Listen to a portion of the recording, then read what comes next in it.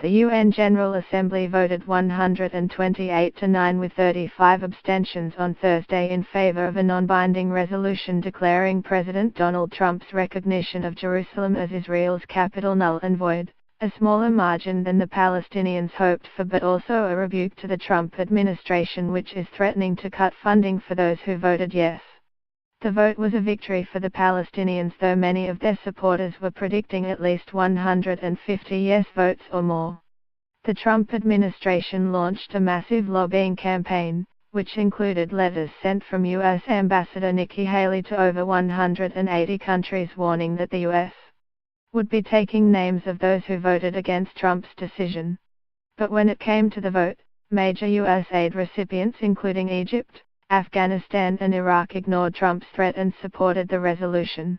The 9 countries voting no were the US, Israel, Guatemala, Honduras, Micronesia, Nauru, Palau, Marshall Islands and Togo. Among the notable abstentions were Australia, Argentina, Canada, Colombia, Croatia, Czech Republic and Mexico. It is also noteworthy that 21 of the 193 UN member states were absent for the vote, including Kenya, Georgia and Ukraine, which have close U.S. ties. Trump's threat to cut off U.S. aid raised the stakes in Thursday's UN vote and sparked criticism at his tactics, which one Muslim group called bullying or blackmail. At the start of the emergency General Assembly meeting ahead of the vote, representatives of Arab, Islamic and non-aligned nations rejected his threat and urged a yes vote against the U.S. unilateral decision on Jerusalem. Palestinian Foreign Minister Riyad al-Maliki, who flew to New York for the meeting, called the U.S. action an aggression on the status of Jerusalem and said those who want peace must vote for peace today.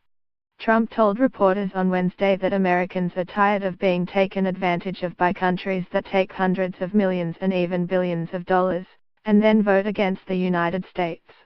He said he will be watching Thursday's vote. Let them vote against us. We'll save a lot, we don't care. Haley echoed his words in her speech to the packed Assembly chamber, threatening not only the 193 UN member states with funding cuts, but the United Nations itself if the world body approves the resolution declaring Trump's recognition of Jerusalem null and void. The United States will remember this day in which it was singled out for attack in the General Assembly for the very right of exercising our right as a sovereign nation, she said. The vote will make no difference on U.S. plans to move its embassy to Jerusalem, Haley said, but it will make a difference on how Americans look at the UN, and on how we look at countries who disrespect us in the UN, and this vote will be remembered.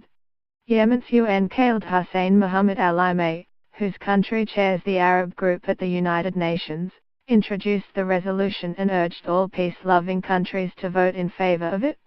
He called Trump's action a blatant violation of the rights of the Palestinian people and the Arab nations, and all Muslims and Christians of the world, and a dangerous violation and breach of international law.